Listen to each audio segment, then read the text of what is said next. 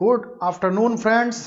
कैसे हैं आप लोग। सबसे पहले तो आप सभी लोगों को दीपावली की बहुत बहुत बहुत बहुत शुभकामनाएं। अच्छे से दीपावली मनाइए, इको फ्रेंडली मनाइए, ठीक है ना। पटाखे थोड़ा कम ही फोड़िएगा, अच्छा रहेगा। और आज हम लोग दीपावली पे आप पर ज़्यादा वर्कलोड नहीं डालेंगे। मामूली सा काम रहेगा कि अगर आपके पास समय है थोड़ा सा तो एमसीक्यू का मजा ले लीजिए। आज कोई दिक्कत की बात नहीं है, ये हल्का काम है तो हल्के में अपने निपट चलते हैं। जैसा कि हम लोग जानते हैं कि हमारा उड़ान कार्यक्रम का जो शेड्यूल है वो आपका चलता है, सिलेबस रनिंग जो शेड्यूल आपका मंडे टू फ्राइडे, ठीक है दोस्तों। उड़ान कार्यक्रम में आप देख सकते हैं कि सभी लोग अपने अपने क्षेत्र के जाने माने शिक्षक हैं जिन्हें पर्याप्त अनुभव है। कई सालों से ये लोग आपके बच्चों को मेंटर करते रहे हैं, बहुत सारे बच्चे सिलेक्ट हुए हैं, तो सारी ही अनुभवी टीम है जिसका फायदा आपको उड़ान कार्यक्रम में मिलता है।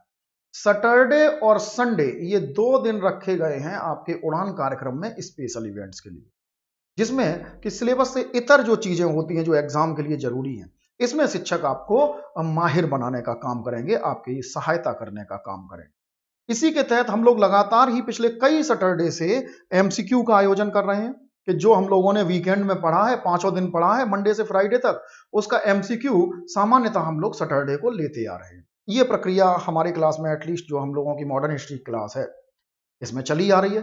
तो इस परंपरा को आगे बढ़ाते हुए, चूंकि आज दीपावली का दिन है तो और ये दिन का टाइम ऐसा पड़ जाता है कि थोड़ा सा खाली समय मिल जाता है, तो आज हम लोग अपनी परंपरा न तोड़ते हुए आपके सेवा में उपस्थित हो। तो सबसे पहले दोस्तों मैं केपी सिंह आपका स्वागत करता हूं दीपावली के इस पावन पर्व पर, दुनिया के इस सबसे बड़े ऑनलाइन एजुकेशनल प्लेटफॉर्म अनअकैडमी के हिंदी चैनल पर। और एक बार फिर से आप लोगों को दीपावली की शुभकामनाएं देते हुए बताना चाह रहा हूं कि हम लोगों की रोज ही मॉडर्न हिस्ट्री पे बात होती है।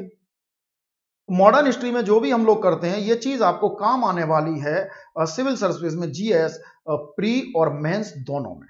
तो यहां पर जो मॉडर्न हिस्ट्री है वो जीएस के लिए काफी काम की है। मेरे बारे में आप लोग जानते ही हैं तो बताने की जरूरत नहीं है। कुछ जरूरी चीजें जल्दी जल्दी कर लेते हैं कि जो लोग हमारा प्लस सब्सक्रिप्शन लेना चाहते हैं तो उनके लिए मैं बता दूं इसके क्या फायदे हैं। तो प्लस सब्सक्रिप्शन में लाइव क्लासेस हैं, टेस्ट सीरीज हैं, क्विजेज हैं, डाउट क्लियरिंग सेशन है, ये सब फायदे आपको मिलेंगे। प्लस पर मेरा कोर्स भी अवेलेबल है, मुगल वंश पर पाठ्यक्रम और ब्रिटिश सत्ता की स्थापना, जिसमें जो टॉपिक हमने कवर किए हैं तो मुगल वंश का पतन कवर किया है, ठीक है ना। इस टॉपिक को आप यहां पर देख सकते हैं। इसके बाद बनने वाले स्वायत्त राज्य हैं, जो भारत में स्वायत्त राज्य बनते हैं, अवध है, बंगाल है, कर्नाटक का राज्य है, सिख हैं, ये सब राज्य, इनकी कवरेज है यहां पर। इसी टॉपिक में आपको यूरोपीय कंपनियों का आगमन, जो अलग अलग यूरोपीय कंपनियां आई हैं वो भी आपको यहां पर मिल जाएगा। तो यूरोपीय कंपनियों का आगमन भी इस टॉपिक में आपको मिलेगा, ठीक है ना। इनके बाद आपको यहां पर मराठा हिस्ट्री, कैसे अंग्रेजों ने, कैसे मराठा आपके भारत में सबसे बड़े साम्राज्य बनते हैं, उसके बाद किस प्रकार अंग्रेज उनको अधिकृत करते हैं, ये सारी चीजें आपको मराठा हिस्ट्री की चीजें यहां मिल जाएंगी। शिवाजी से शुरू हुआ है हमारा मराठा, जो मेरे लेक्चर में मिलेगा वो आपको शिवाजी महाराज से शुरुआत मिलेगी। इसके बाद मैसूर का पतन, ये भी आपको मिल जाएगा। और मराठा के बाद यहां पर आपको बंगाल पर अंग्रेजों ने जिस तरीके से अधिकार किया है वो भी यहां शामिल है, और सिख।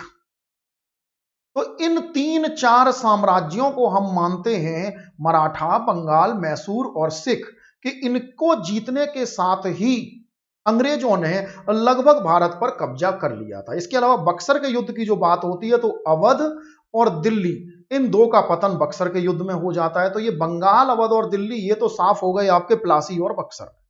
बाकी बची बड़ी पावर्स मराठा, मैसूर, सिख, तो वो इस टॉपिक में कवर किए गए हैं। तो अगर आप प्लस कोर्स पर जाना चाहते हैं तो मेरा लेक्चर जरूर देखिए, काम आएगा आपको प्री में भी और मेंस में भी दोस्तों। इसके अलावा प्लस कोर्स के क्या फायदे हैं कि सभी एजुकेटर्स यहां पर लाइव स्ट्रक्चर कोर्सेज लेंगे, पूरी तैयारी आपकी प्री और मेंस की कराई जाती है यहां पर, जो कि मैं रोज ही बताता हूं आपको, ठीक है ना। कोई भी टॉपिक यहां छूटता नहीं है।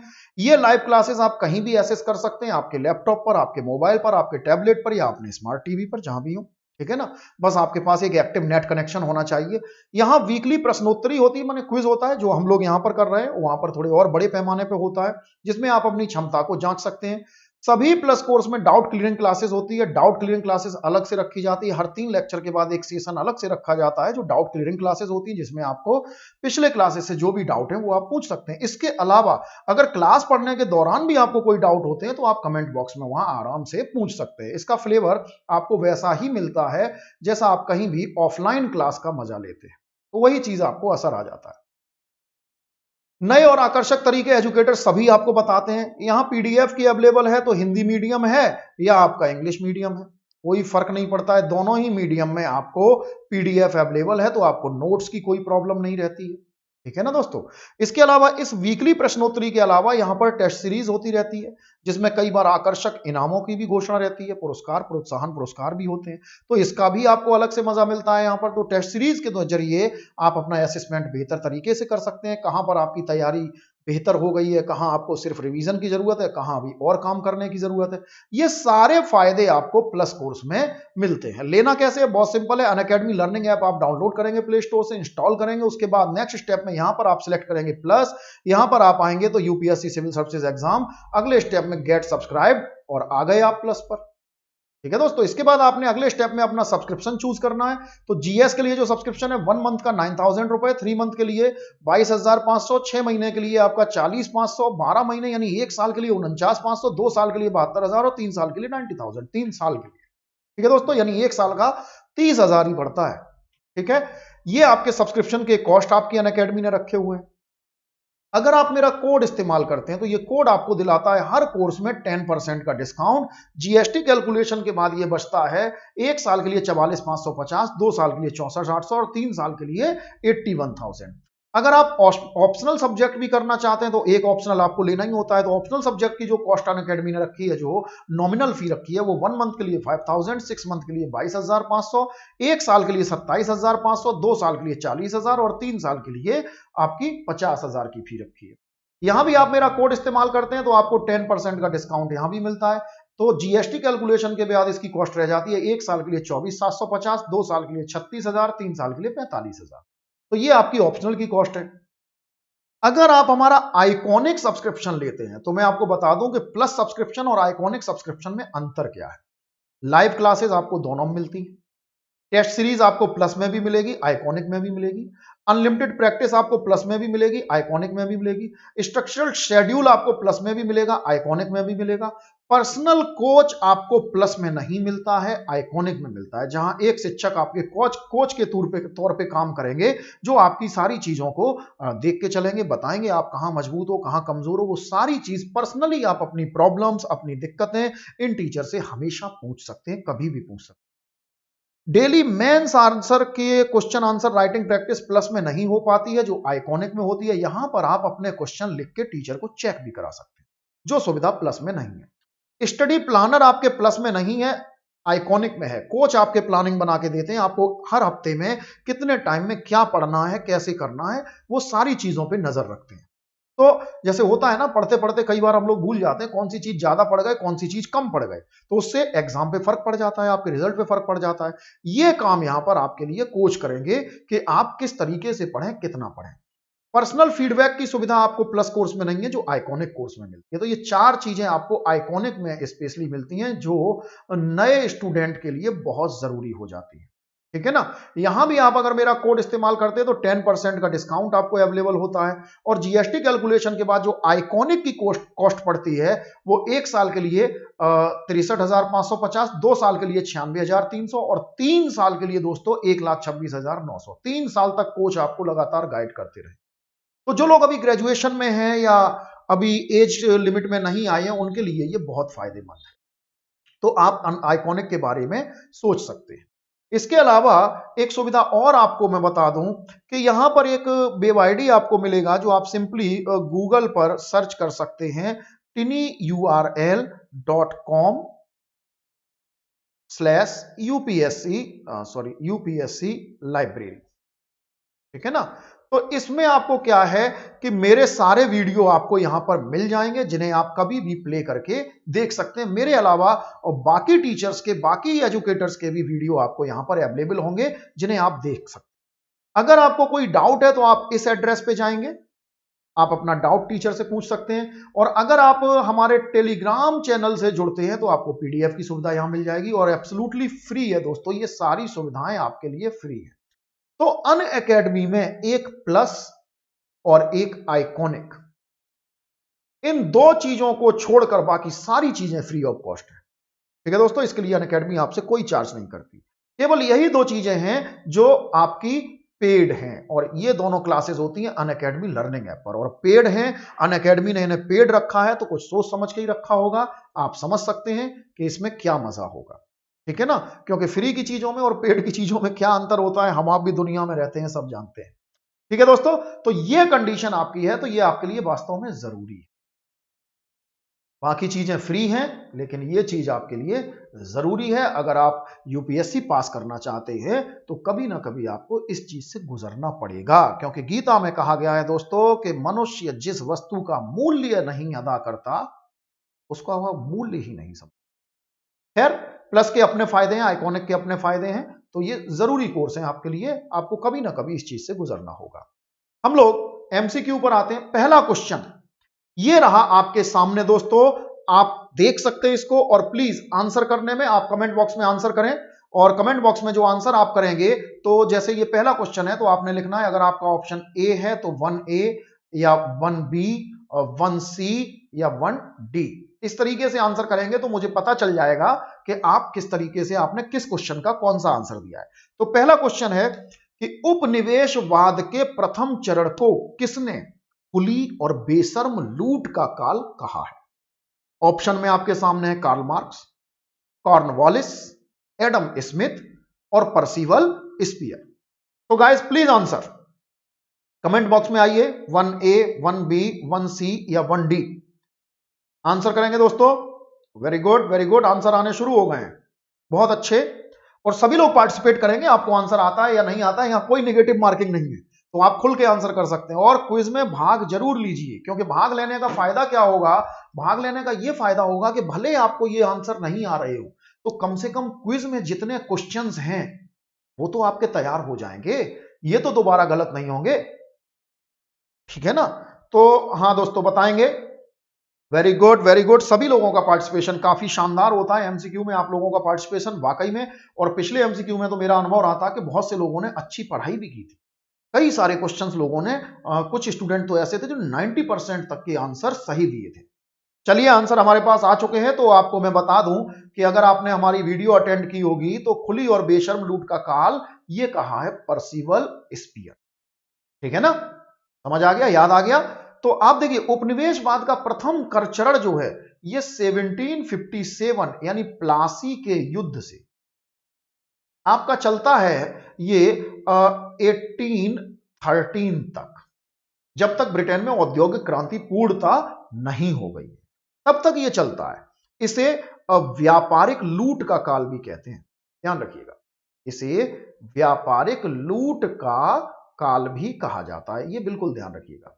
इस काल में क्या होता है, इस काल में व्यापार पर अधिकार करना है भारत के, यानी भारत से ही, ये भारत है, ठीक, यहीं से हमें धन लेना है रेवेन्यू के फॉर्म में, जो भू राजस्व किसान दे रहे हैं, जो नवाब लोगों से भेंट वसूली जा रही है, इस धन से भारत में पेमेंट करना है, और यहीं से इसी धन से व्यापारिक माल लेना है, कच्चा माल लेना है, और यह कच्चा माल ले जाकर ब्रिटेन में बेचना है, यूरोप में बेचना है, ठीक है ना, ब्रिटेन या यूरोप में बेचना है। तो धन यहीं से लिया, माल यहीं से लिया, कुछ माल खरीदने के लिए अंग्रेजों को इंग्लैंड से तो लाना नहीं पड़ा, तो लगा कुछ नहीं, और ब्रिटेन में जो बिकेगा, जो बिक्री होगी, उससे जो धन मिलेगा वो मुनाफा है। और साथ ही क्या करना है कि कंपटीशन ना हो, इसलिए भारत में जो उद्योग धंधे हैं उनको नष्ट भी करते चलना है, ऐसी कोशिश करनी है। यहां से चीजें शुरुआत हो जाती हैं, हालांकि आगे प्रचंडता पर होती है। तो समझ आया, व्यापारिक लूट का काल यानी व्यापार पर पूरा कब्जा कर लेना है, भारत के ही धन से भारत से माल खरीदना है और इस माल को ले जाकर ब्रिटेन या यूरोप के बाजारों में बेचना है, उससे पैसा कमाना है, मुनाफा उठाना है, इसीलिए इसे व्यापारिक लूट का काल भी कहते हैं, उपनिवेशवाद का प्रथम चरण भी कहते हैं। टाइम इसका है 1757 से 1813 तक दोस्तों। समझ आया, रिवाइज हो गया होगा। चलिए बहुत अच्छे, क्वेश्चन नंबर 2 पर आते हैं दोस्तों। उड़ीसा में वह अकाल कब पड़ा जिसे आपदा का महासागर कहा जाता है? ये बड़ा प्रसिद्ध अकाल है, इसमें लाखों लोग मर गए थे।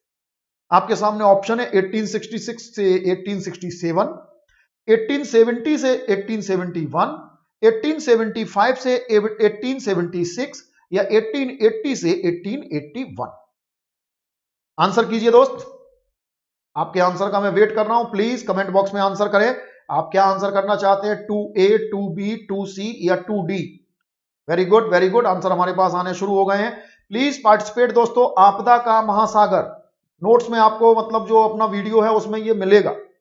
उड़ीसा में ये अकाल पड़ा था, आपदा का महासागर इसे कहा गया है। ऑप्शंस आपके सामने हैं 2A, 2B, 2C या 2D। तो प्लीज गाइस आंसर करते रहिएगा। बहुत अच्छे आपके आंसर बड़ी संख्या में हमारे पास आ रहे हैं और आप लोगों का पार्टिसिपेशन काबिल तारीफ है। बहुत अच्छे दोस्तों, और सबसे बड़ी बात कि ज्यादातर लोगों के आंसर सही भी है। वाह। तो चलिए ये आंसर आपको याद होगा, आपदा का महासागर इसे कहा गया है। तो ऑप्शन सही क्या है, 1866 से 67 में यह अकाल पड़ता। देखिए यहां पर थोड़ी सी चीजें मैं फिर फ्लैशबैक में ले चलूंगा कि जो पुराने समय में दिल्ली सल्तनत काल या मुगल काल, इस समय जो अकाल पड़ते हैं तो उसका कारण है कि यातायात के साधन कमजोर हैं, संचार के साधन कमजोर हैं।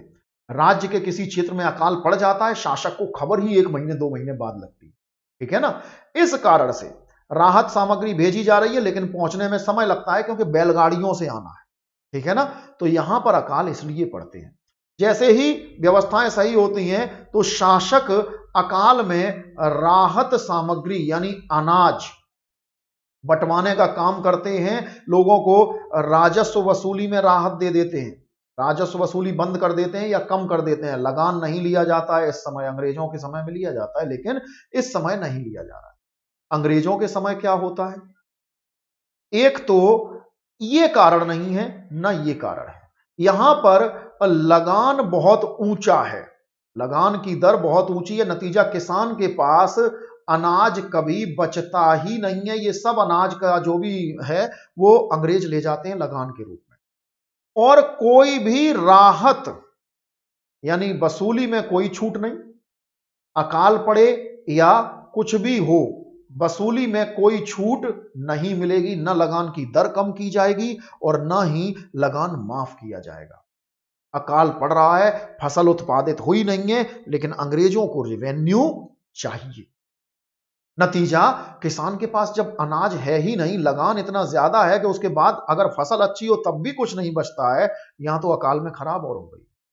नतीजा ये अकाल परिणाम है अंग्रेजों की भू राजस्व, अंग्रेजों की भू राजस्व और कृषि नीतियों का परिणाम है, ठीक है ना। ये अकाल पहले की तरह आपके यातायात से या संचार के कारण नहीं हो रहे हैं बल्कि अंग्रेजों की पॉलिसीज के कारण पड़ रहे हैं। और भारत में लगभग हर साल अंग्रेजों के शासन में कहीं ना कहीं अकाल पड़ता है और जिसमें लाखों लोग मरते हैं, ठीक है दोस्तों। तो ये अकाल आपका 1867 में पड़ा है। चलिए अगले क्वेश्चन पर आते हैं। वेल्थ ऑफ नेशन पुस्तक किसने लिखी? आंसर कीजिएगा। क्वेश्चन नंबर 3 आपकी स्क्रीन पर आ चुका है दोस्तों, वेल्थ ऑफ नेशंस। तो वेल्थ ऑफ नेशंस बहुत फेमस किताब है ये, इकोनॉमिक। वेरी गुड, आपके आंसर आने शुरू हो गए, बहुत अच्छी बात है दोस्तों, आंसर देते रहिएगा। बहुत फेमस ये किताब है इकोनॉमी पर और बड़े इसको वर्ल्ड में बेस्ट सेलर्स में रही है। तो वेल्थ ऑफ नेशंस किसने पुस्तक लिखी है ये, इसका आंसर करिए। मैं आपको कुछ सेकंड का समय देता हूं, 30 सेकंड का समय देता हूं। Please answer guys, comment box में आंसर करें। 3A, 3B, 3C या 3D? प्लीज आंसर गाइस, आपके पास 30 सेकंड का समय है जिसमें से 10 सेकंड कम हो चुके हैं, ठीक है। फेमस बुक है, बहुत अच्छे आंसर आप कर रहे हैं, बहुत बढ़िया, पार्टिसिपेट जरूर कीजिएगा। चलिए इसका आंसर देख लेते हैं। तो बड़े मशहूर आपके अर्थशास्त्री हैं एडम स्मिथ, इनकी बहुत फेमस किताब है, नॉट ओनली फॉर हिस्ट्री, ये आपके मिसलेनियस जो जीएस में क्वेश्चन आते हैं उसके लिए भी इंपॉर्टेंट बुक है। तो एडम स्मिथ की wealth of Nations world famous book है, बेस्ट सेलर्स में रही है, तो इसको आप जरूर याद रखिएगा हमेशा। और खुशी की बात यह है कि आप में से ज्यादातर लोगों के आंसर सही हैं, ये बड़ी अच्छी बात है। चलिए दोस्तों, इसी के साथ अगले आपके प्रश्न पर चलते हैं। किस क्षेत्र में रैयतवाड़ी व्यवस्था नहीं लगाई गई थी? ध्यान रखिएगा, नहीं लगाई गई थी। ऑप्शन आपके सामने है, मैसूर, आगरा, बिहार या बारामहल। आंसर कीजिएगा इस कमेंट बॉक्स में प्लीज दोस्तों, आंसर करेंगे। Very good, very good. Mysore, Agra, Bihar या बारामहल। रैयतवाड़ी की बात हो रही है यहां पर। अंग्रेजों ने जो 3 व्यवस्थाएं चलाई थी, स्थायी बंदोबस्त, रैयतवाड़ी बंदोबस्त और महालवाड़ी बंदोबस्त, रैयतवाड़ी की बात हो रही है। रैयतवाड़ी को आंसर करेंगे दोस्तों, किस क्षेत्र में नहीं लगाई गई थी? बताएंगे, सभी लोग बताएंगे, बहुत अच्छी बात है। Very good, very good. चलिए इसके आंसर पे आते हैं। सभी लोगों के आंसर अच्छे आए हैं। आगरा में नहीं लगाई गई थी क्योंकि यहां पर महालवाड़ी व्यवस्था लगी थी, ठीक है ना। आगरा, अवध, इन जगहों पे महालवाड़ी थी। मैसूर में रैयतवाड़ी है, बारामहल में भी है।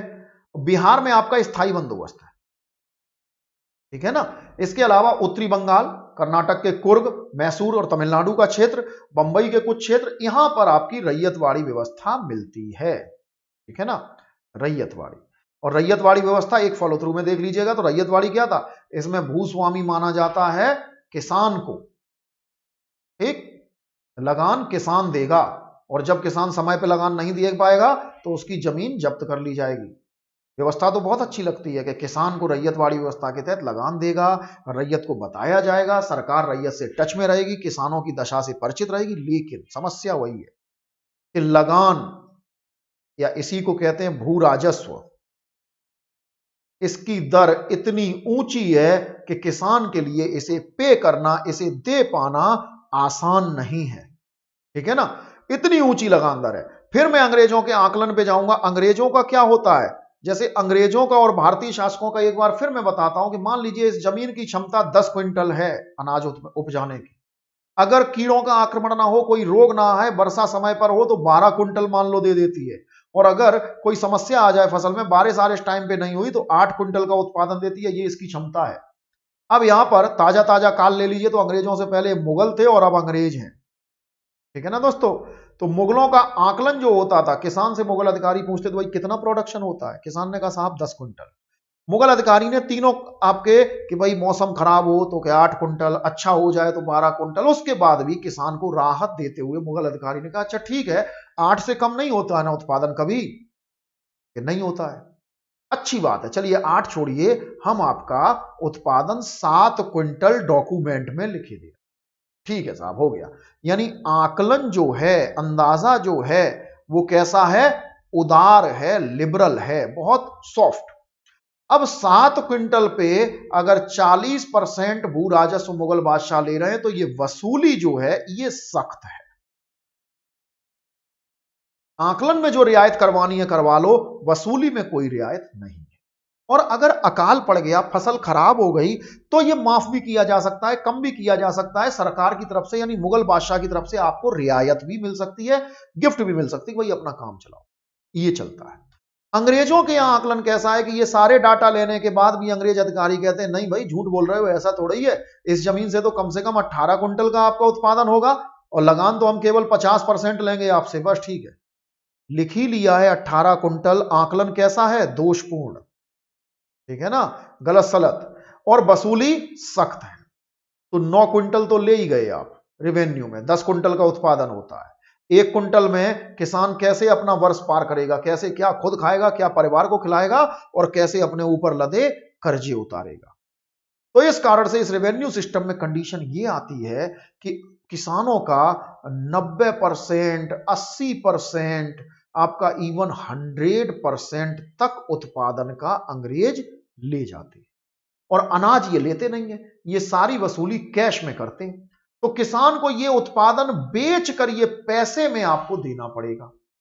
पता चला पूरी फसल बिक गई और केवल कैश के रूप में उसे लगान के लायक पैसा मिला जो वसूली।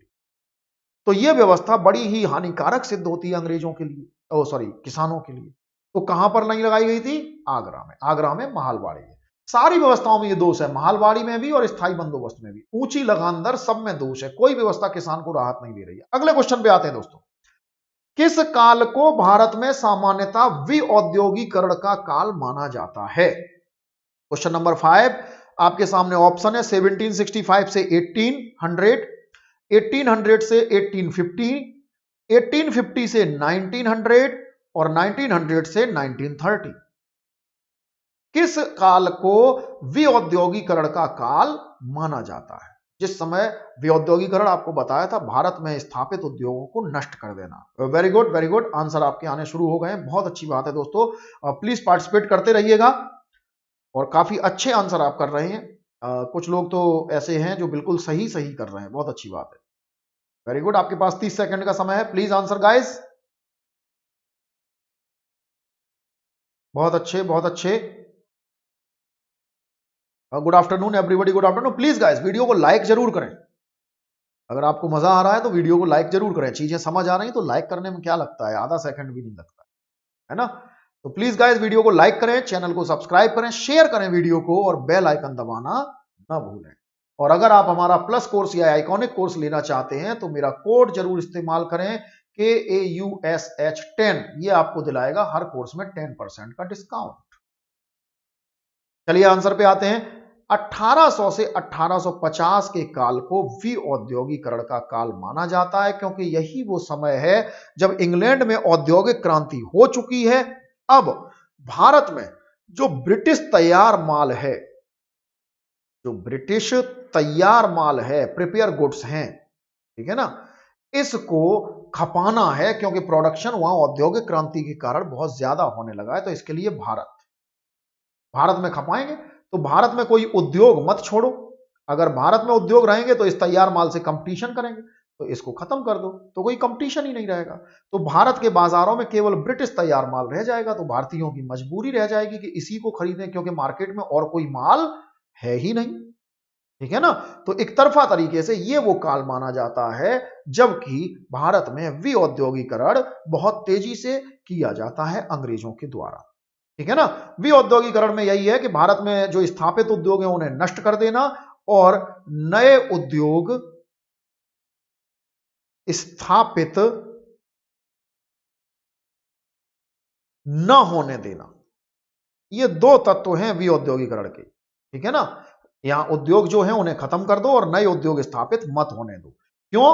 ताकि भारत के बाजार में ब्रिटिश तैयार माल को मामूली कंपटीशन का भी सामना न करना पड़े, ये अकेले विक्रेता रह जाए, माल के अकेला माल बाजार में रह जाए तो भारत की जनता के लिए मजबूरी बन जाएगी इसे खरीदना। कपड़ा तो खरीदोगे, दवाइयां खरीदोगे, चलो छोड़ो लग्जरी चीजें छोड़ दो, जेवरात नहीं खरीदोगे, कपड़ा खरीदोगे, अनाज खरीदोगे, जरूरी चीजें तो खरीदोगे, तो वही बेचनी है, ठीक है ना। तो ये विऔद्योगीकरण का काल आपका 1800 से 1850। ये प्रभावित है किससे? ब्रिटेन में होने वाली औद्योगिक क्रांति से, क्योंकि औद्योगिक क्रांति के कारण जो अंग्रेजों के यहां ब्रिटेन में ओवर प्रोडक्शन होने लगा है उसे खपाने के लिए बाजार चाहिए। इस औद्योगिक क्रांति का माल यूरोप के बाजार में या अंग्रेजों के बाजार में खपाने की ताकत नहीं है, वो बाजार छोटा है। नतीजा भारत को टारगेट किया जाता है, ठीक है दोस्तों। क्वेश्चन नंबर 6 आपकी स्क्रीन पर आ रहा है, ये आपके सामने कि बंगाल से द्वैध शासन का अंत कब हुआ? आंसर कीजिएगा गाइस कमेंट बॉक्स में। Question number 6, 6A, 6B, 6C या 6D। बंगाल से द्वैध शासन का अंत कब हुआ? इसको आंसर करेंगे गाइस, वेरी गुड, आंसर करते रहिएगा। आपके आंसर मुझे मिलने शुरू हो गए हैं। हालांकि दिवाली की वजह से आज जो है पार्टिसिपेशन लोगों का कम है, कोई बात नहीं, फेस्टिवल में व्यस्तता हो जाती है। तो जो लोग अभी नहीं जुड़ पाए हैं वो बाद में इस टेस्ट का मजा ले सकते हैं, लेकिन अपनी पढ़ाई को ब्रेक मत होने दीजिए, क्योंकि आयोग ये नहीं देखता है कि दिवाली थी या होली थी, आयोग ने तो आंसर चाहिए। आयोग आपकी किसी मजबूरी से मतलब नहीं रखता है कि पेपर के टाइम पे आपकी तबीयत खराब हो गई या कोई समस्या आ गई, आयोग को उससे कोई मतलब नहीं, एक निर्मम प्लेटफॉर्म है। वेरी गुड, वेरी गुड दोस्तों, आंसर करते रहिएगा, बहुत अच्छी बात है, आप लोग आंसर कर रहे हैं, जुड़े हुए हैं, ये काफी अच्छी बात है। आज दीपावली के दिन भी आप अपना समय निकाल रहे हैं और अपनी पढ़ाई पे लगे हुए हैं, ये आपका दिखाता है कि आपका डेडिकेशन किस लेवल का है। और ये डेडिकेशन ही एक व्यक्ति को सामान्य व्यक्ति से, जो आप आज एक सामान्य व्यक्ति है, इससे बदल कर आपको एक विशिष्ट व्यक्ति यानी आईएएस में परिवर्तित कर देता है दोस्तों। ये डेडिकेशन ही वो चीज है। चलिए खैर आंसर पर आते हैं। बहुत अच्छा आंसर किया आप लोगों ने, काफी लोगों के आंसर सही हैं और बहुत बढ़िया आंसर किया। अच्छा लगता है जब आप लोग पार्टिसिपेट करते हैं दोस्तों। तो इसके आंसर पे आते हैं। द्वैत शासन जैसा कि आप जानते हैं इसका अंत होता है 1772 में लॉर्ड कॉर्नवालिस के समय। कॉर्नवालिस को इंग्लैंड से ये टारगेट करके ये बता के भेजा गया था कि बंगाल में द्वैत शासन के बहुत भयानक परिणाम रहे, इसको खत्म करना है। तो ये आते अपने 1772 में इसको खत्म कर देते। द्वैत शासन में वही है, आपको बताया था ना, उत्तरदायित्व रहित अधिकार, ठीक है ना। पावर पूरे हैं, जवाबदेही कोई नहीं है, और अधिकार रहित उत्तरदायित्व। ठीक है दोस्तों, ये है नवाब के पास, अधिकार कोई नहीं है और जिम्मेदारी पूरी है। और ये है अंग्रेजों के पास, अधिकार पूरे हैं और जिम्मेदारी कोई नहीं। जनता जो शोषण से करा रही है, अव्यवस्था से मर रही है, जो भी है, उनको राहत देने का जिम्मेदारी नवाब की है। लेकिन इसके पास कोई पावर नहीं है, ना कोई रिसोर्सेज है। ये जनता को राहत नहीं दे पा रहे हैं। जनता को लूटा जा रहा है, जनता से भू राजस्व के रूप में बिल्कुल जनता को चूस डाला जा रहा है। न्याय नहीं मिल रहा है, रिश्वतें चल रही हैं, चौओर अराजकता व्याप्त है। जनता न्याय की उम्मीद में नवाब के पास आती है और नवाब उसे न्याय नहीं दे पा रहे हैं। क्यों? क्योंकि जिनके पास अधिकार है अंग्रेज, ये देने नहीं दे रहे। ठीक है ना। तो इनके पास कोई जिम्मेदारी नहीं है, कोई जवाबदेही नहीं है। अधिकार पूरे हैं, इनके पास कोई अधिकार नहीं है, लेकिन जिम्मेदारी जनता के सुख की पूरी पूरी है। ये समस्या है। ठीक है ना। तो इस दोषपूर्ण द्वैत शासन को लॉर्ड कॉर्नवालिस खत्म करते हैं। ये समय है आपका 1772 का, याद रखेंगे गाइस। चलिए क्वेश्चन नंबर 7 पर आते हैं दोस्तों। क्वेश्चन नंबर 7, किसने कहा कि सूती कपड़ों के घर में सूती कपड़ों की बाढ़ ला दी गई? बड़ा फेमस कोटेशन है ये। William Bentinck, Morris D Morris, VKRV Rao या Karl Marx? Answer guys question number 7, इसको आंसर करेंगे और जुड़े रहिएगा हमारे साथ। वीडियो को लाइक जरूर करेंगे दोस्तों। किसने कहा कि सूती कपड़ों के घर में सूती कपड़ों की बाढ़ ला दी गई? William Bentinck, Morris D Morris, VKRV Rao या Karl Marx? Very good, very good. Answer जरूर कीजिएगा दोस्तों। काफी अच्छा लगता है जब आप लोग पार्टिसिपेट करते हैं। लगता है कि जो पढ़ा रहे हैं उसे कोई पढ़ रहा है, आप लोग मेहनत कर रहे हैं। और जब बच्चा मेहनत करता है, स्टूडेंट मेहनत करता है, तो टीचर को भी जोश आता है कि भाई वाह, अगर टीचर मेहनत कर रहा है, साथ में बच्चा भी मेहनत कर रहा है, तो फिर दोनों तरफ से जो एक रहता है ना पॉजिटिव फीलिंग, पॉजिटिव वेव्स, वो जनरेट होने लगती हैं। फिर टीचर भी लग जाता है कि हमें बस अब बना देना है बच्चे को, पूरी मेहनत करनी है। बहुत अच्छी बात है दोस्तों, आंसर कर रहे हैं आप लोग लगातार ही। चलिए इसके आंसर पे आते हैं। ये आपको लगभग सभी का आंसर सही है, बिल्कुल सही है। कार्ल मार्क्स ने ही ये बात कही थी। कार्ल मार्क्स ने भारत पे अंग्रेजों के शासन पर विस्तृत विमर्श किया। इन्होंने ये बात कही थी कि सूती कपड़ों के घर में सूती कपड़ों की बाढ़ ला दी गई। यानी जो हमारे यहां सूती वस्त्र बनता था, ये प्राचीन काल से ही आपका विश्व प्रसिद्ध होता था। इसका निर्यात होता था और बड़े पैमाने पर निर्यात होता। ठीक है ना। अंग्रेजों ने क्या किया, हमारे यहां पे सूती वस्त्र बनवाना बंद कर दिया। हमारे जो बुनकर थे उनको मार मार के रोक दिया गया। ऐसी नियमावली बना दी गई कि वो कपड़े ना बना पाए। और ब्रिटिश मशीनी वस्त्र, ब्रिटिश मशीनों से बना हुआ जो वस्त्र है, हमारे यहां तो हाथ से बनता था, वो लाके भारत के बाजार में भर दिया। ठीक है ना। कि अब भारतीयों की मजबूरी है, केवल इसी को खरीदेंगे, क्योंकि भारत का प्रोडक्शन रोक दिया गया। इसी को देख के कार्ल मार्क्स कहते हैं कि सूती कपड़ों के घर में सूती कपड़ों की बाढ़ ला दी गई। ठीक है ना। यह बात है उपनिवेशवाद का जो द्वितीय चरण हम लोगों ने पढ़ा था ना, उसी पे ये कहते हैं। उपनिवेशवाद का जो द्वितीय चरण है, यानी ये समय आपका है 1813 से लेकर और 1857 तक। ठीक है ना। इस समय पे ये चीज होती है। ठीक, वही अनौद्योगिकरण या विऔद्योगिकरण का समय भी यही है। तो इस समय का ये बात कार्ल मार्क्स साहब कहते हैं। चलिए दोस्तों क्वेश्चन नंबर 8 पर चलते हैं और क्वेश्चन नंबर 8 ये रहा आपके सामने आपके कंप्यूटर स्क्रीन पर। प्लीज गाइस आंसर करें। निम्न कथनों पर विचार कीजिए। कार्ल मार्क्स ने रेलवे को आधुनिक युग का अग्रदूत कहा। दूसरा कथन है भारत की पहली जूट मिल बंगाल के सिरसा में लगाई गई। एक सत्य है, दो सत्य हैं, एक और दो दोनों सत्य हैं या दोनों असत्य हैं। आंसर करेंगे गाइस कमेंट बॉक्स में। 8A, 8B, 8C या 8D क्या आपको उचित लगता है? बहुत अच्छे, बहुत अच्छे आंसर हमारे पास आने शुरू हो चुके हैं और आपका पार्टिसिपेशन काबिल तारीफ है दोस्तों। आज संख्या में कम ही है लेकिन हम लोग जोश में कहीं से कम नहीं है। ऊर्जा वही है जो अनअकैडमी पे हमेशा रहती है, बच्चों में भी और टीचर में भी, चिंता ना करो। ठीक है दोस्तों, जुड़े रहिएगा, सिलेक्ट तो हम करवा ही लेंगे, आप परेशान ना हो, बस आप मेहनत करते रहिएगा।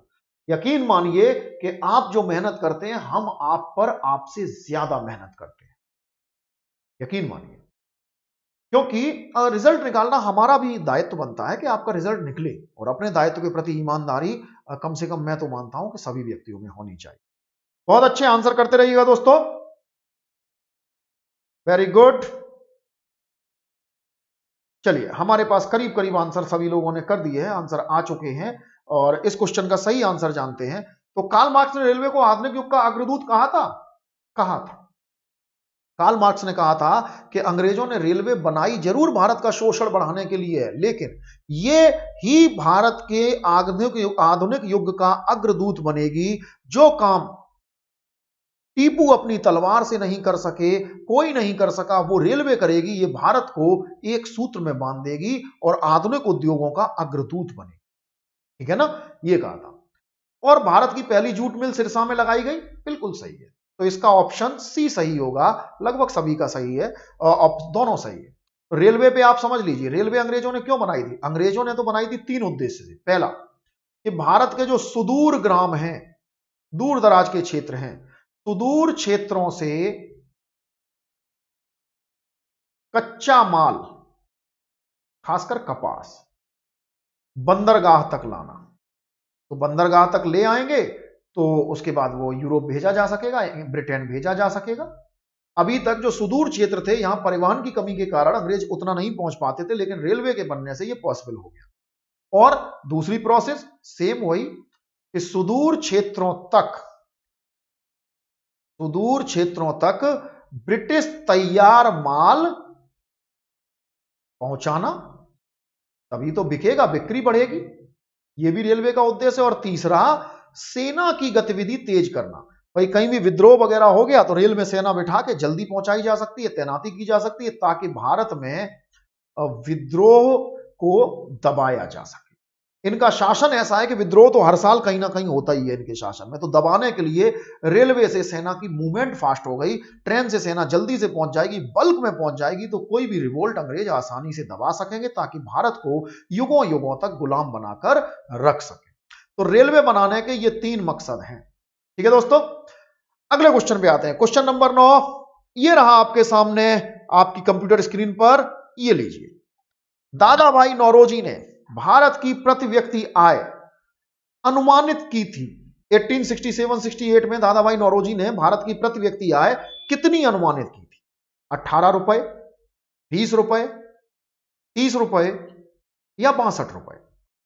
वेरी गुड दोस्तों, बहुत अच्छे। आपके ऑप्शन के आपके आंसर्स आने में हमारे पास शुरू हो चुके हैं। Very good, very good.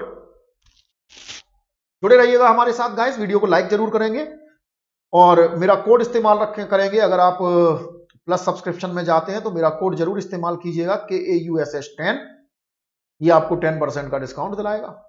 Plus course लीजिए या आइकॉनिक कोर्स लीजिए, जो भी है आपको, है ना, नए बच्चों के लिए जरूरी हो जाता है और जो पुराने बच्चे हैं उनके लिए मेरा जो मानना है प्लस कोर्स जरूरी हो जाता है, अगर बाकी की चीजों में वो कमी नहीं महसूस करते हैं। बहुत अच्छे आंसर आपका, अरे वाह, करीब करीब सभी का आंसर सही है, बहुत अच्छे आंसर जानते हैं हम लोग। तो 20 रुपए, दादा भाई नौरोजी ने 20 रुपए की प्रति व्यक्ति आय अनुमानित की थी। और ये प्रति व्यक्ति आय क्या होता है? प्रति व्यक्ति आय आप जब भी पढ़ते हैं ना कहीं भी, प्रति व्यक्ति आय किसी भी देश की, तो ये वार्षिक होती है। यानी एक साल में एक औसत वार्षिक नौरोजी के अनुमान के अनुसार उस समय इस समय पे 20 रुपए ही कमाता था। जाहिर सी बात, भोजन की भी समस्या होगी, ठीक है ना। और तो ये प्रति व्यक्ति आय है, ठीक है ना। और प्रति व्यक्ति आय निकालते कैसे, बिल्कुल समय राज्य की कुल जो आपके देश की है कुल आय में जनसंख्या का भाग दे देते हैं, सिंपल, ठीक है ना। तो इस तरीके से ये प्रति व्यक्ति आय निकाली जाती है, जिसका नौरोजी साहब ने, दादा भाई नौरोजी, जिन्होंने भारत में जो आर्थिक शोषण हो रहा था उस पर काफी नजर डाली, तो वो 20 रुपए का अंदाजा लगाते हैं। क्वेश्चन नंबर 10 आपकी स्क्रीन पर ये रहा आपके सामने दोस्तों। सूची मैच करनी है, जो बैंक हमारे आजादी के पहले स्थापित हुए हैं उनमें कौन सा बैंक कब बनाया गया, सवाल पूछा जाता है। आंसर कीजिए guys, very good very good, answer आने शुरू हो गए हैं। और यही जोश आपका जो है, जो हम लोगों को लगातार रोज यहां अनअकैडमी पर बुला लेता है। वेरी गुड दोस्तों, बहुत अच्छे आंसर करते रहिएगा। काफी अच्छा आंसर आप लोग कर रहे हैं, बहुत अच्छे बहुत अच्छे, शाबाश शाबाश। पंजाब नेशनल बैंक है, सेंट्रल बैंक है, इंडियन बैंक है और बैंक ऑफ इंडिया है, और दूसरी तरफ स्थापना वर्ष भी दिए हुए, ठीक है दोस्तों। चलिए आंसर जान लेते हैं इसका। तो पंजाब नेशनल बैंक, जैसा कि आपने पढ़ा था, ये सबसे पहले बनाया गया तो 1895। सेंट्रल बैंक आपको याद होगा 1911 में स्थापित हुआ था। इंडियन बैंक की स्थापना 1907 में की गई थी, और बैंक ऑफ इंडिया आपका स्थापित हुआ है 1906 में। It means answer D is correct, यानी आपका 10D। बहुत अच्छे आंसर दिया है आप लोगों ने। क्वेश्चन नंबर 11 दोस्तों, ये रहा आपकी स्क्रीन पर आपके सामने, आंसर करेंगे गाइस। दादा भाई नौरोजी ने भारतीयों को भारत में उत्तरदायित्वपूर्ण पदों से वंचित करने की ब्रिटिश नीति को कहा, क्या कहा इसे? अनिष्टों का अनिष्ट, नैतिक निकास, बुराइयों की जड़, या उपरोक्त में से कोई नहीं। यानी नौरोजी ने ऐसी कोई बात कही ही नहीं इस मसले पर, ठीक है ना। आंसर आपके आ रहे हैं और बड़ा उत्साहित हैं आप लोग भी, बहुत अच्छी बात है। एमसीक्यू में काफी अच्छा कर रहे हैं आप लोग, वेरी गुड दोस्तों वेरी गुड। जुड़े रहिएगा हमारे साथ, आंसर करते रहिएगा। काफी अच्छा क्वेश्चन है, कभी भी पूछा जा सकता है कि भारत में जो भारतीयों को ही जिम्मेदारी वाले पद नहीं दिए जा रहे थे अंग्रेज सरकार में, उसको क्या कहा है? यह ब्रिटिश नीति थी कि ब्रिटिशर्स भारतीयों को ऊंचे पद कभी नहीं देते थे। सेना में सूबेदार का पद भारतीय के लिए अधिकतम था। इसी तरीके से आपके जो न्याय प्रशासन में मुंसिफ का पद अधिकतम था, मुंशी का, ठीक है ना। और सामान्य प्रशासन में क्लर्क, चपरासी, बस ये पद थे भारतीयों के लिए, इससे ज्यादा नहीं थे, ठीक है ना। चलिए आंसर की ओर चलते हैं इस क्वेश्चन के। तो इसको अनैतिक निकास कहा है, याद रखिएगा। यहां पर पदों वाली बात हो रही है कि भारत में अंग्रेज भारतीयों को सरकार में पद नहीं देते। अनिष्टों का अनिष्ट तो उन्होंने धन की निकासी को कहा है, ठीक है ना। इसे इन्होंने पद वाली बात पर नहीं कहा है, इविल ऑफ ऑल इविल्स, ये इन्होंने कहा है जो धन की निकासी अंग्रेज कर रहे हैं। लेकिन पदों वाली बात है, इसे इन्होंने नैतिक निकास कहा है कि मोरली अंग्रेज गलत हैं, नैतिक रूप से अंग्रेज गलत हैं। भारत में ही भारतीयों को अगर पद नहीं मिलेंगे तो भारतीयों को कहां पद मिलेंगे, कहां वो अपनी योग्यता दिखाएंगे, ठीक है ना। लेकिन हम गुलाम देश हैं, अंग्रेज नहीं दे रहे हैं तो नहीं दे रहे हैं। तो इसके लिए फिर आगे चलकर कांग्रेस ने लंबा संघर्ष किया, ठीक है ना। तब जाके इस चीज में बहुत सारी तब्दीलियां कांग्रेस अपनी दम से ला पाई, लंबा संघर्ष चला है इस पर, ठीक है दोस्तों। क्वेश्चन नंबर 12 आपके सामने आ रहा है आपकी स्क्रीन पर, ये रहा। On the commerce of India नामक लेख, बड़ा मशहूर लेख है, ये किसने लिखा? लॉर्ड कर्जन ने, सर थॉमस हॉलैंड ने, कार्ल मार्क्स ने, या दादा भाई नौरोजी ने? On the commerce of India. बहुत अच्छे आंसर आने शुरू हो गए हमारे पास, आंसर करते रहिएगा गाइस, बहुत बढ़िया बहुत बढ़िया।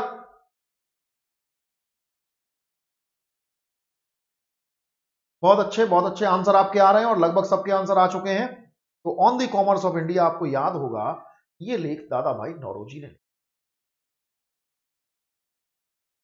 ठीक है दोस्तों। इसमें भी उन्होंने जो आपका धन का निष्कासन है, धन का निष्कासन, ठीक है ना, इस पर विचार व्यक्त किए हैं, इसकी पूरी प्रक्रिया उन्होंने समझाई है। हालांकि इसको उन्होंने सबसे ज्यादा जो समझाया है वो उनका लेख है poverty and un British rule, un British rule in India. यह लेख धन के निष्कासन के लिए सबसे महत्वपूर्ण है, लेकिन इस लेख में भी उन्होंने इसकी चर्चा व्यापक रूप में, विशद रूप में की है। ठीक है दोस्तों, चलिए क्वेश्चन नंबर 13 आ रहा है आपकी स्क्रीन पर, और ये आ गया। धन के बहिर्गमन की तुलना किसने एक बहते हुए घाव से की थी? जैसे घाव होता है ना, जो लगातार बहता है, बंद ही नहीं होता है, यानी कभी ठीक ही नहीं होता है, वैसे ही ऐसी समस्या है जो कभी ठीक ही नहीं हो रही है। धन का बहिर्गमन लगातार होते ही जा रहा है, कभी रुक ही नहीं रहा है। ऑप्शन है आपके सामने, रमेश चंद्र दत्त, गोपाल कृष्ण गोखले, दादा भाई नौरोजी या महादेव गोविंद रानाडे। बहुत अच्छे आप लोगों के आंसर लगातार हमारे पास आ रहे हैं। आंसर करते रहिएगा गाइस, अच्छा लग रहा है काफी आप लोगों के पार्टिसिपेशन को देखकर। प्लीज आंसर, बहुत अच्छे दोस्तों, बहुत अच्छे, काफी अच्छे से आंसर कर रहे हैं, बहुत अच्छे। आप लोगों के लगभग आंसर आ चुके हैं, लगभग सभी लोगों के ठीक भी है। ये बात आरसी दत्त, रोमेश चंद दत्त ने कही, ठीक है ना। पूछा जा सकता है कभी भी कि इसको कब इन्होंने, और इन्होंने कहा था कि ये साल दर साल ये प्रोसेस बढ़ती जा रही है, ये रुक नहीं रही है, ठीक है ना। नतीजा इस बात को ये तुलना एक बहते हुए घाव से करती है। क्वेश्चन नंबर 14 दोस्तों, ये रहा आपकी स्क्रीन पर। इकोनॉमिक हिस्ट्री ऑफ इंडिया के लेखक कौन है? पुस्तक है, पूछी गई है, किसने लिखी है? कई बार पूछी जा चुकी है, आगे भी पूछी जाती रहेगी परीक्षाओं में। आपके ऑप्शन है William Digby, VKRV Rao, RC Dutt और RP दत्त। किसने लिखी है इकोनॉमिक हिस्ट्री ऑफ इंडिया? बहुत अच्छे, आंसर करते रहिएगा। 14A, 14V, 14C या 14D, आंसर करते रहिएगा दोस्तों। वेरी गुड, वेरी गुड, बहुत अच्छे।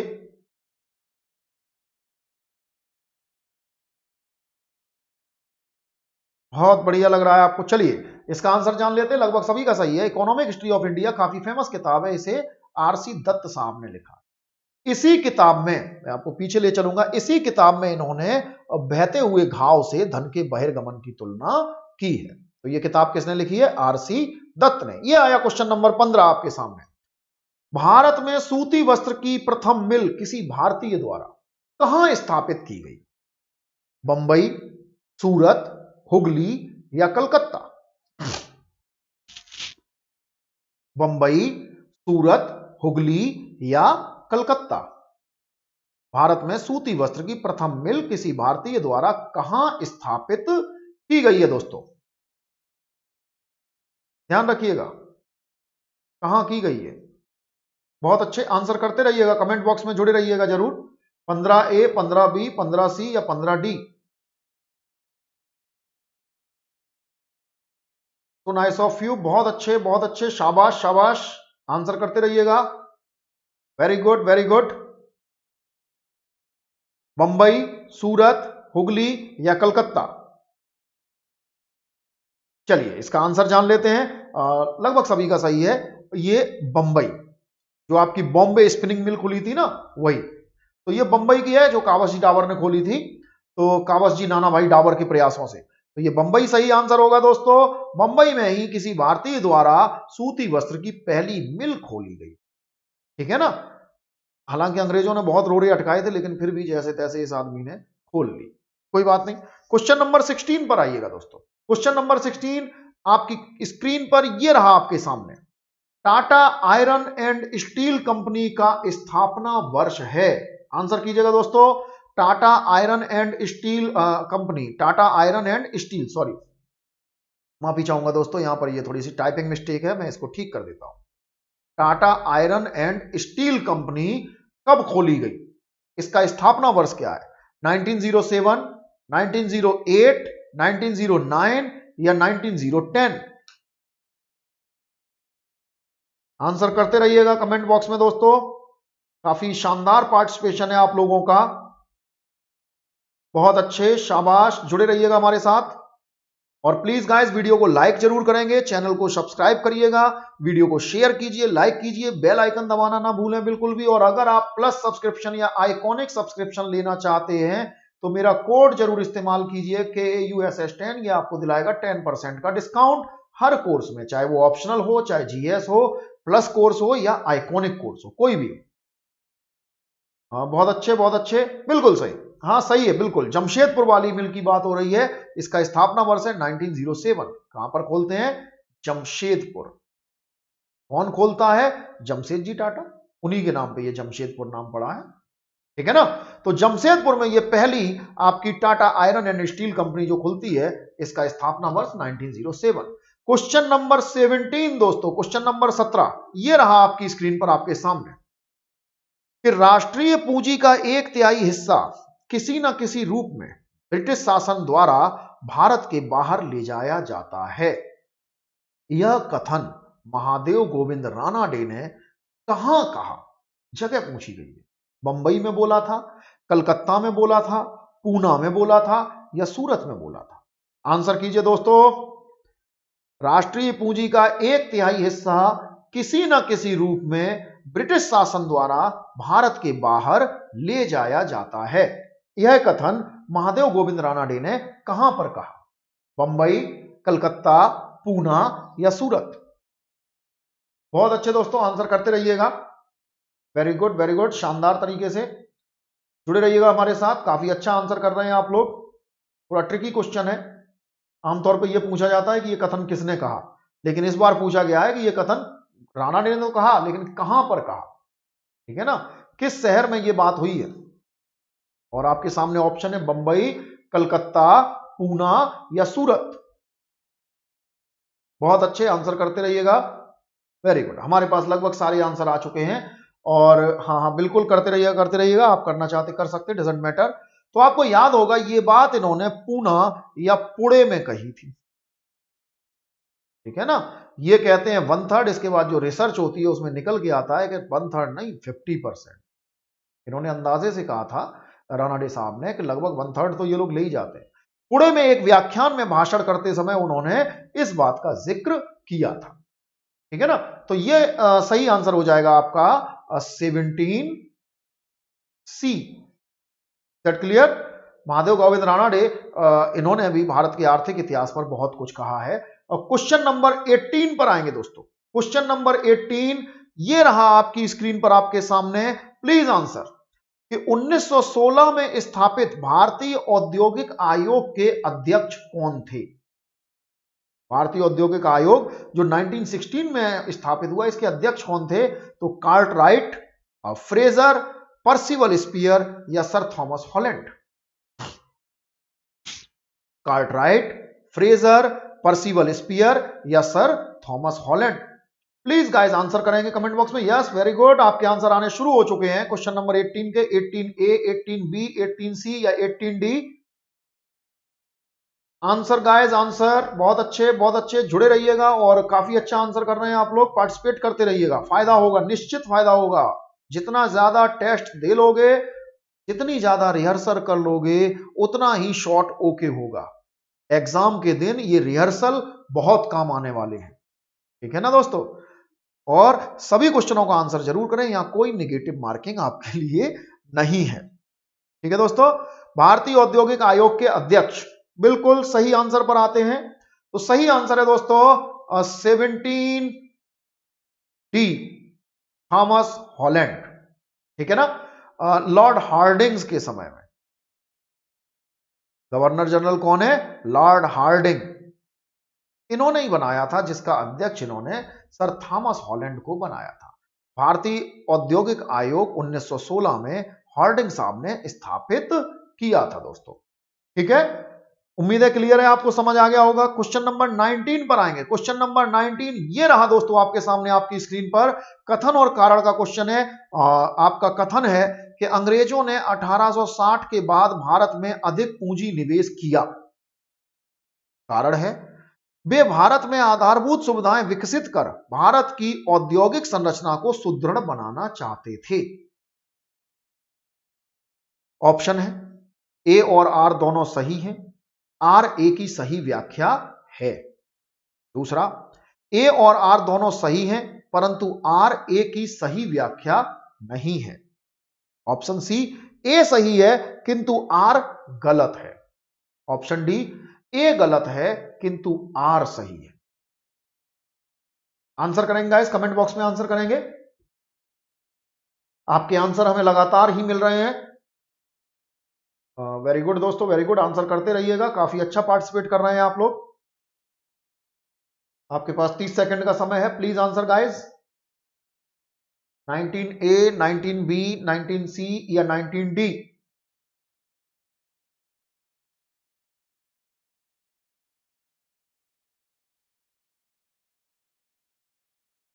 वेरी गुड, चलिए आंसर जान लेते हैं इसका। देखिए, पूंजी निवेश किया, अधिक पूंजी निवेश किया। वे भारत में आधारभूत सुविधाएं विकसित कर भारत की औद्योगिक संरचना को सुदृढ़ बनाना चाहते थे, तो नहीं बनाना चाहते। वे इसका विकास इसलिए कर रहे थे ताकि भारत का और शोषण कर सकें। उद्योग तो यहां लगाना ही नहीं है। नतीजा, ए सही है किंतु आर गलत है। तो सही आंसर हो जाएगा 19 का सी। आर गलत होगा। व्याख्या की तो बात ही बात की है। वे यहां पर कोई औद्योगिक संरचना को सुदृढ़ बनाने का प्रयास नहीं कर रहे। ठीक है दोस्तों, क्वेश्चन नंबर 20 ये रहा आपकी स्क्रीन पर। बहुत सिंपल क्वेश्चन, मेरे ख्याल से इस क्विज का सबसे सरल क्वेश्चन कि प्लासी का युद्ध कब हुआ? 23 मार्च 1757, 23 अप्रैल 1757, 23 मई 1757 या 23 जून 1757? प्लीज गाइस आंसर करेंगे। मार्च, अप्रैल, मई या जून? प्लासी का युद्ध कब होता है?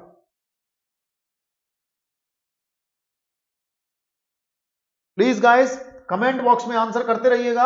आपके आंसर हमें लगातार ही मिल रहे हैं दोस्तों। कमेंट बॉक्स का यूज कीजिएगा। 20A, 20B, 20C या 20D? Question number 20, please guys answer. चलिए, सही आंसर आपको मिल ही गया होगा। इसका आंसर तो बिल्कुल सरल है।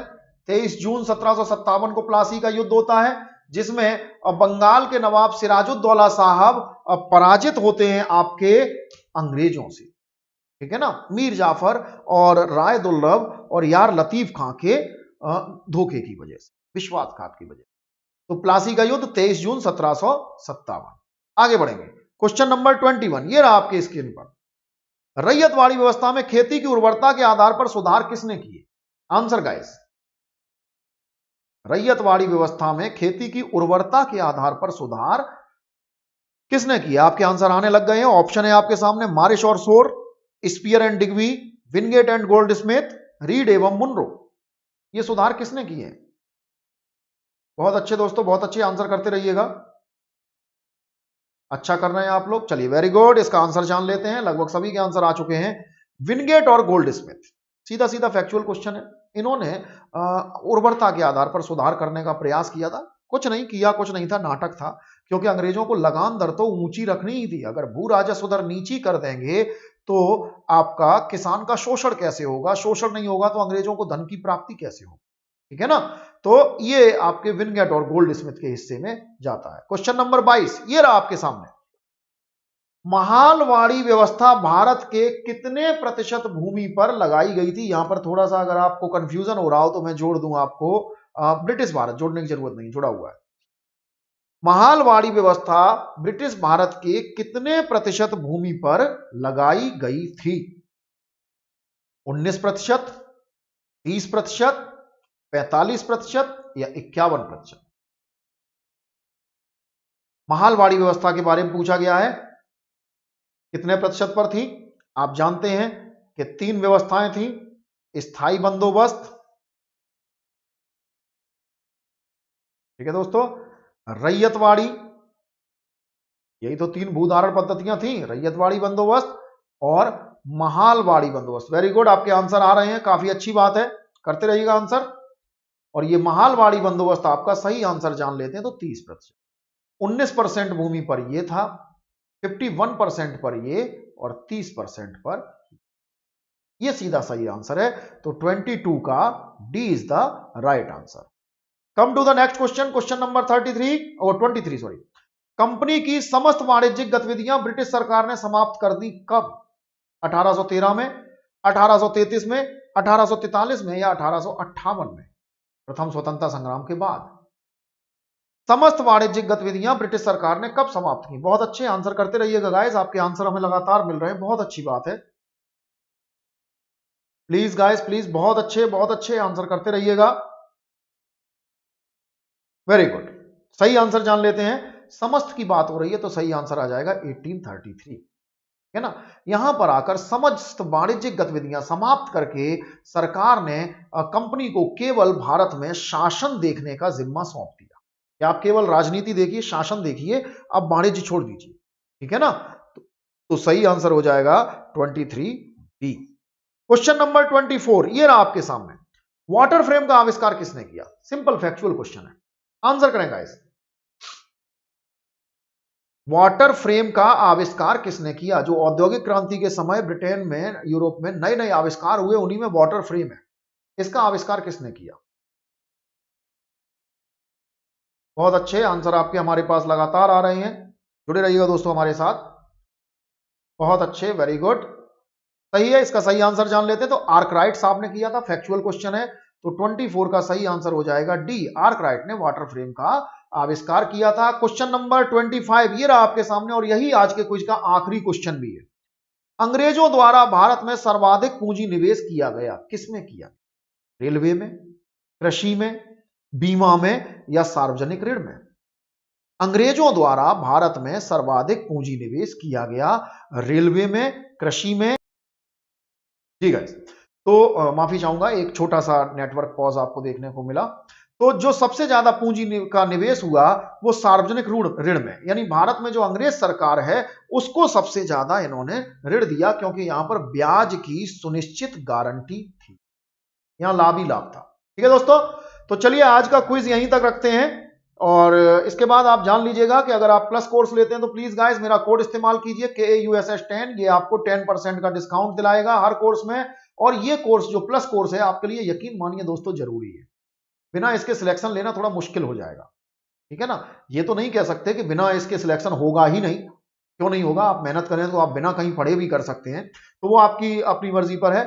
तो मेरा कोड इस्तेमाल कीजिए गाइस, प्लीज वीडियो को लाइक करें, शेयर करें, चैनल को सब्सक्राइब करें और बेल आइकन ना दबाना भूलें, बिल्कुल दबाएं बेल आइकन, और वीडियो को शेयर जरूर करें, लाइक करें, शेयर करें दोस्तों, ये सारी चीजें आप देख रहे हैं।